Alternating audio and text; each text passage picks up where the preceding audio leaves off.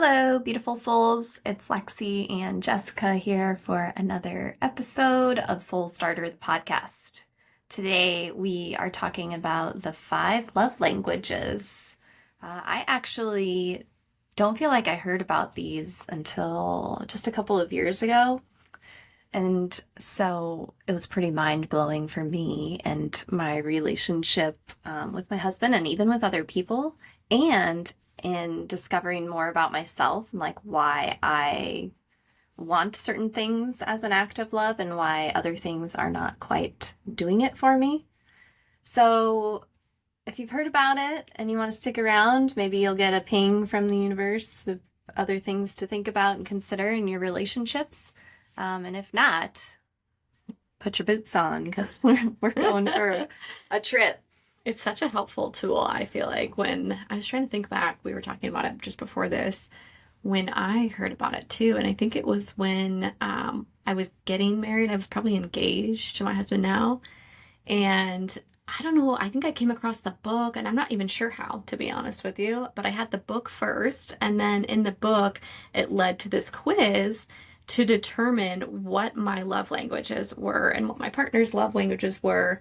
And I thought it was really interesting because it was the first tool that also told you how you give love and how you receive love and how those can complement or not complement, if you will. But it was just a really cool awareness tool that we want to share with you today to maybe see if it would help you in your relationships. And, like Lexi said, like relationships and marriage or in workplaces, friendships. I've learned a lot through this to even know how to give and receive in other friendships too. Yeah, and in the workplace, like how you like to receive your attaboys, right? Yeah, absolutely. Yeah, for sure. So if you want to take the quiz before listening, you can go to fivelovelanguages.com, and that's the number 5. And yeah, do a little quiz and then listen in to see and hear more about each of the different quiz results.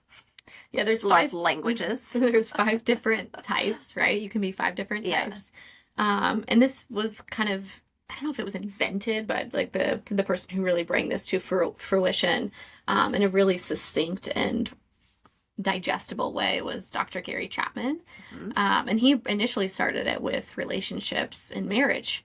But then I think that now we just learned that they can also pivot to learning about your the 5 ways that you may express anger or how you apologize. So if you go on the website, there's a whole lot of resources for you there. The book is also awesome too. But there's 5 main love languages, and so we can recap those first, just in case you've never heard of what this is, or maybe trying to figure out what yours might be while you're listening to it with us. Yeah, and invite your partner to do it as well, to take the quiz, because your love languages may be very different, which I have learned in my relationship. My husband's love languages are the opposite of mine.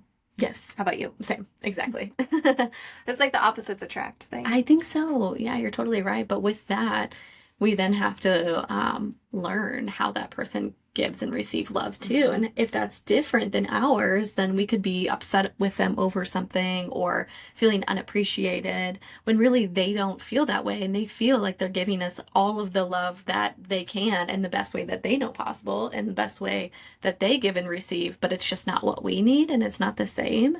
And so I know for me, it's actually helped some conflict in my marriage too, just so that we understand what that is for each other and being mindful of that as we, coexist together, if you will. Yeah, I remember sitting on the couch, and I don't know if it was you or who told me about the love languages, but I took the quiz, and then I told my husband we were sitting on the couch, and I was like, take this quiz. And he kind of looked at me funny. He was like, what? Like, why? But he did. And then we sat there and we were like, whoa, okay, this is why it's important for you to receive physical touch as like an act of love. And meanwhile, over here, this is why I think I really would like you to do the dishes or something, Yes. So let's go through them. Let's just start. The first love language is words of affirmation. Yeah.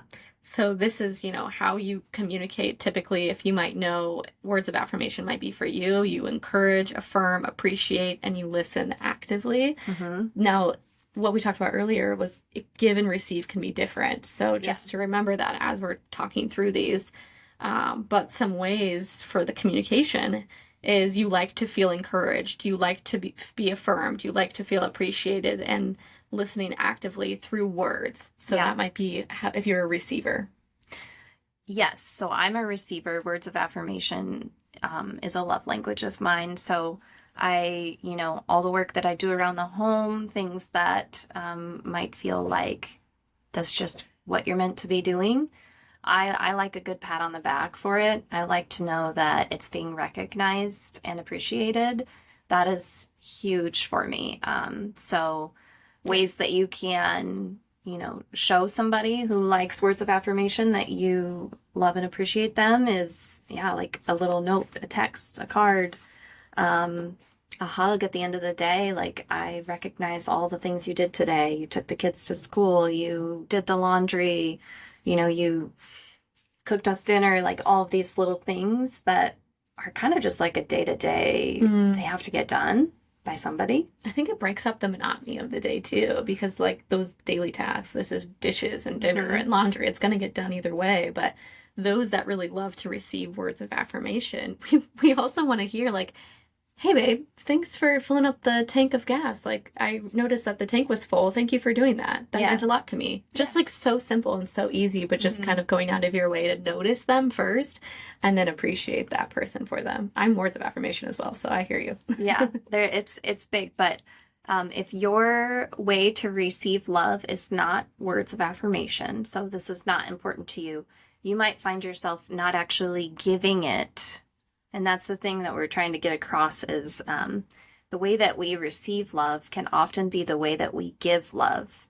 But that doesn't mean that our partner views that as receiving love. Right. So. Right. Yeah, definitely. I was going to say something that I forgot.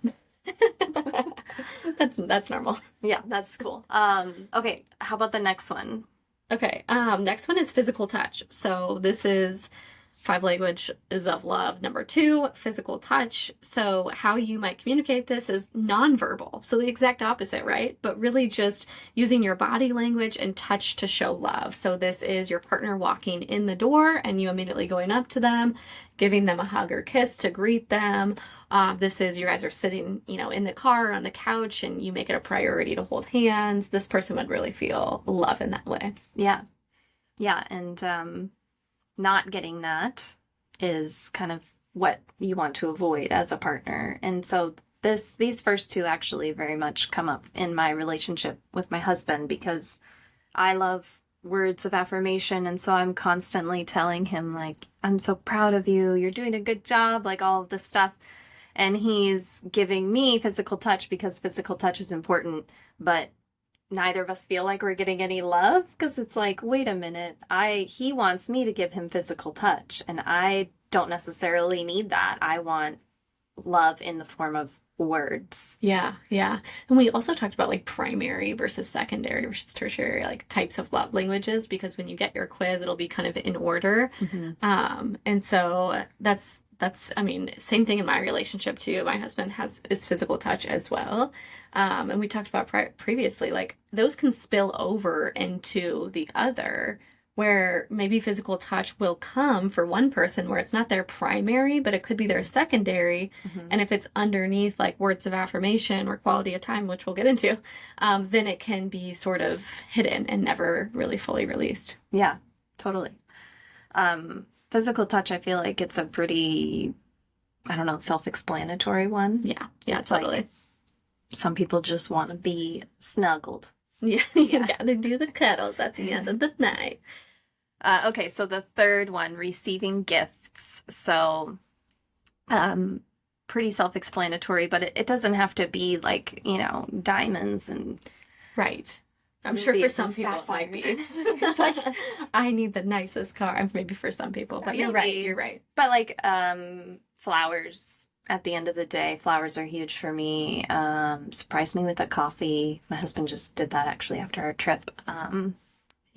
That was so sweet. Picked us up at the airport and he had coffee for me. And That's so sweet. Yeah, I recognized that was a big move. But I also know that love language for me, receiving gifts is, I think it's one of my top 3. I don't know which one is first, but I know why that is important to me because as a kid, both of my parents, especially my dad, showed love through gifting. Mm-hmm. So as a child, from very early on, I was shown that if you love somebody, you buy them things. Yeah, and you bring up a really good point because I learned when I was getting into the book that you might have these attachments to certain love languages by the way that your parents raised you. So that totally makes sense. Yeah.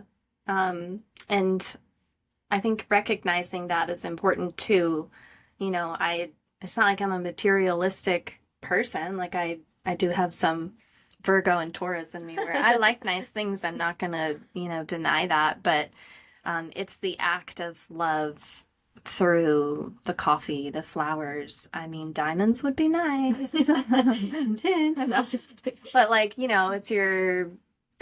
it's your anniversary or it's a birthday, it's scheduling a date night. It's like these little things that compound. At least for me, in receiving gifts, that's important.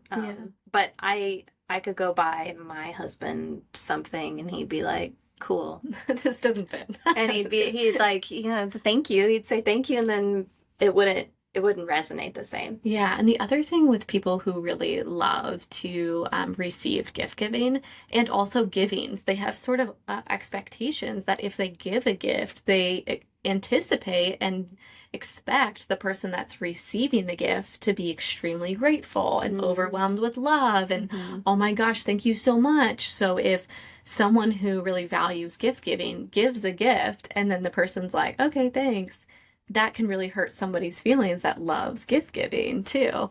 So I thought that was a really important piece to mention too, is like you mentioned, it doesn't have to be these grandiose diamonds and all this stuff. It could be as simple as a coffee, a letter, a card, but it's some sort of an exchange. I think that's the biggest thing that I saw with receiving gifts, or giving gifts really, differenced from some of the other love languages, that there is something that's physical that is exchanged in order to feel that you hit hard on that love language. Yeah. And I do think the term, it's the thought that counts, is important to note here. So thoughtful gifts, not just gifts. Thoughtful gifts, not like it's our anniversary, so I better get her something. And then it's like, oh, I'm thinking of a friend, and she's like, been gifted like pots and pans, and she's like, wow, thank you.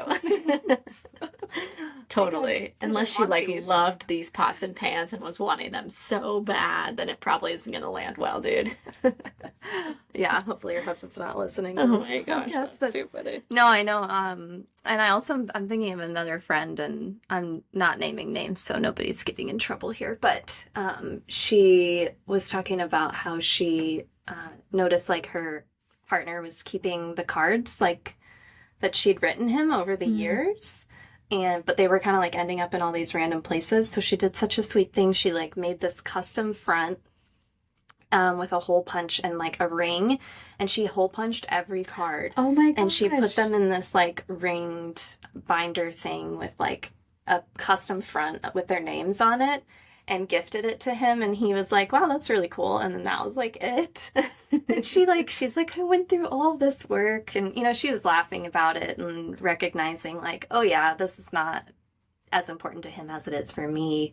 Like she probably would value that hole punched thing way more. But if your partner gives you a gift and it's not really your love language, at least like recognize the thought that went. That's such a good point too. Yeah, if your partner is a gift giver, like really muster up the courage to get those emotions out that it meant a lot to them, so it must also mean a lot to you. Yeah. And the special occasions too, like you talked about the anniversaries, the birthdays, like really don't forget those days, because those days mean a lot to a gift giver too. Yeah. And again, like coming back to the root of it, like your partner is maybe not materialistic or like wanting all of these fancy things. It's actually just the way that they like to Coffee. receive. Yeah. Flowers. Super simple. Mm-hmm. Easy peasy. Okay, we talked enough about that one. Well, I think that, that one resonates too with me too. My mom actually is a gift giver. And so I actually didn't grow up. So you think some of the love languages that your parents do, you'll take on. But for me, that one never hit home. So I actually don't have that in my top 3, receiving gifts at all. But my mom is such a gift giver of love that I know it's coming from such a place of love. But you'll just get like random things in the mail. Like I remember we got one really cute package for the kids, but it was like hair ties and some candy for the kids and then like a random car. And I'm like, it's just so sweet because all of those little gifts like meant so much to her. Mm-hmm. But then getting them in the mail, you're like, okay, it's just like a bunch of random stuff. But it was like the thought that counts. So That's making funny. sure that she feels loved in that way. Okay, yeah. I'm resonating a little bit with this, so. Yeah, totally. Okay, quality time is number 4. So this one is huge for my husband as well. I'm not sure about, does this one relate to you at all personally? It's not in my top 3. I would say it's like number 4. Mm-hmm. It's funny because my husband's number 1 is my number 5. Yeah, that Which is tough sometimes. Mm-hmm. Yeah. But anyway, quality time, that's important to him more so than me. But I do appreciate having quality time. And that's, you're together without distractions. Yeah. Yeah. Uninterrupted, one-on-one time, Mm-hmm. giving them your full undivided attention. So if they're talking to you, you're not also on your phone texting. Right. You're putting the phone down. It could also probably be that quality time of asking, how was your day? And then being fully present to listen for the full response, however short or long that might be. Yeah. But creating special moments, taking walks together, doing small things, even just someone who really loves quality time, which this is up there for my husband. So even just like sitting on the couch watching a movie together feels like, oh, he won the lottery, and we kind of were joking. It's like, to me, I feel like I'm just watching a movie. But for him, that is that special quality time. So it's become very special to me too, to make sure that we carve that out. Mm. Netflix and chill. Something like that. Just kidding. Some things that this person does not like. I have 2 babies, so sometimes, like if you are a giver or receiver of quality time, things to avoid. Maybe if your partner really is huge on quality time, but you're not, try not to be distracted or go days or, weeks without having those small moments of quality time together, or longer time without that one-on-one. Yeah. If quality time's important and you have kids, that's a tricky one because the kids kind of take up a lot of that time. But I had a friend, she's still my friend, but years ago, she told me that her husband and her do stay-at-home date night. That's so cute. Every Friday. They would dress up.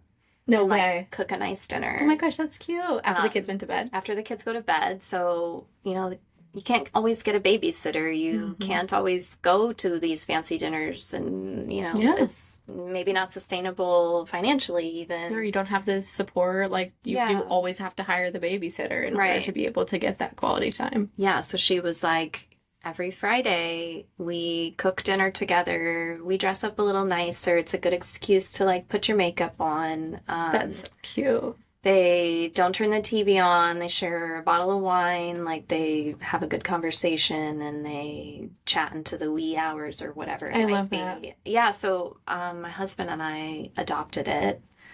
And it is helpful when there's times when you don't stick with it. Sure, yeah, of course. But knowing that every Friday, like on his way home from work, he's going to pick up a, nice steak or something and we're going to cook and sit down and have a conversation and like unpack the week is really huge because during the week, at least, it can be very drive-by transactional in a relationship when you have young kiddos and both parents are working or, it just can compound and be a lot. Yeah.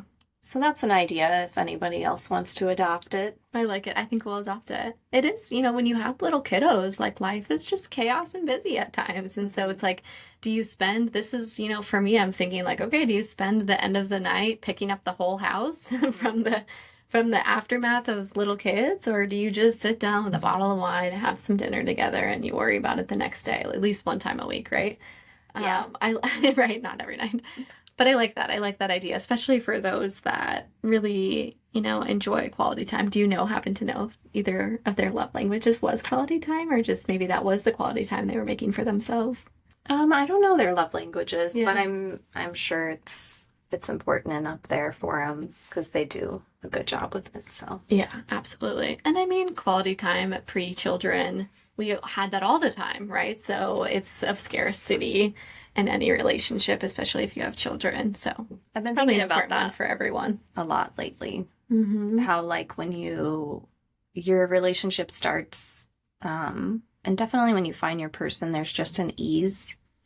I feel like that's a huge sign that you're with the right person is there's just an ease. Yeah. And um it's like the honeymoon phase is really easy. Yep. And it's kind of like you discover once you both start unpacking those like deeper details about each other if like things are gonna continue or not. Mm-hmm. That's why it's called the honeymoon phase, Right, exactly. right? But yeah, I've been thinking about this lately, how once you have kids, like those honeymoon periods or like those periods of ease, they're harder to find. Yeah. Oh, absolutely. Yeah, you have to find them in smaller pockets, or you have to really carve out the time for it Mm-hmm. specifically. And I mean, quite frankly, that's been hard for Robert and I to do that because, we have family support, but we don't have like, a designated babysitter. So we've had to kind of create that where it's just more effort, and the effort is worthy of it if we need to do that. But you're right, it's like pre-kid relationship versus post-kids relationship is very different. So your love languages might even change, and that would be kind of interesting to know. I would be so curious if I took this test 10 years ago, before becoming a mom, to what they are important to me now, because I'm sure they ebb and flow too with your desires and needs in the moment. Yeah, I feel like acts of service, which is the last one to talk about, that's a good transition point. Probably is more important as a co-parenting love language. Oh yeah. Not everything can fall on one person. Even if you are a stay-at-home parent, to have everything fall on you, that's a lot. A lot of work for sure. Yeah. So acts of service is doing the dishes, unloading the dishwasher, helping with laundry, mowing the yard. It is like the mundane tasks every day that need to get done. So if your partner is somebody who likes to receive acts of service and you notice they're feeling a little overwhelmed or they have a lot on their plate with work or whatever it might be, just going out of your way to say, hey, how can I help you? What needs to be done around the house today? What things can I knock off our list together? Like, so just going out of your way to do that. But I think the other thing, acts of service can also not be the mundane things, and it can be the special things of like making you breakfast, like the little acts of service, whether it is just breakfast in bed on your birthday, or I sort of like physical gifts and acts of service. I feel like can sometimes go together because it's the act of service for your husband to go think like, oh, I'm going to get her a coffee. And then it was the physical gift of giving you the coffee, right? Right. So those ones kind of went Yeah, together. that thoughtfulness. And acts of service, I think, even for receiving gifts, it going back to the thought that counts, it's like, you don't want to, if this is important to you, okay, let's just use, this is one of mine. So I'm just going to use an example. Like there's something broken in the house and I've brought it up a few times. Like, can we get this fixed? Or like, can we look into this? Or can we research this or whatever? But then it doesn't get done. Like that would be very irritating and show me that my partner doesn't care. Yes. However, if it's brought up and then it's like that person goes right into doing it, or even better, if you don't even have to ask them. Yeah, I know. If we could just read all of our minds. If you don't have to ask them to do the dishes, if you don't have to ask them to like trim the tree outside or whatever it is, like knowing that those things are important to you, and like you said, that they might be stressing you out, taking the initiative without being asked is huge. So just like recognizing what might be going on around you, and yeah, that awareness can come into play. I was just thinking back to like a couple days ago, my husband Like I had a pretty busy week this week, and he was like, you should take a bath and I'll take the kids on a bike ride. And that was like the biggest act of love. Wow. I know, right? He took both kids on the bike. I mean, it was safe. They each had their own seats, but Yeah. he just like took them around on a bike ride for 20 or 30 minutes so I could go take a bath undisturbed. And like that to me was like the biggest act of love. It meant so much to me, but it was like such a small thing. It was just 20 or 30 minutes, and probably he had a blast with the kids on the bike too. Mm-hmm.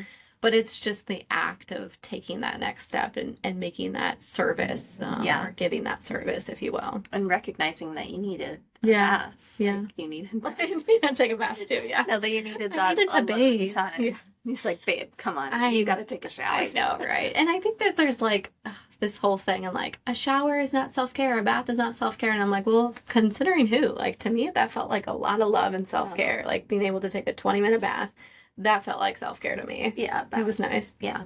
I would agree with that. Yeah. So if you have acts of service, like, and you know this is important to your partner, or you find out through doing these tests or these little quizzes, the lack of follow through would probably really irk somebody the most. Mm-hmm. And them saying like you mentioned earlier, this needs to get done, and then it never gets done. Or Yeah. And Garrett, I know you're listening out there. she just called him straight out. No, I'm calling him out to say he's actually really good with acts of service. Like he recognizes when things need fixed in the home. That's and awesome. Yeah, things like that he does a good job with. But I think it's coming full circle to what we were saying at the beginning, which is, doing this with your partner and recognizing that the way you give love might not be the way they want to receive it. And it really just can make a huge change in a relationship.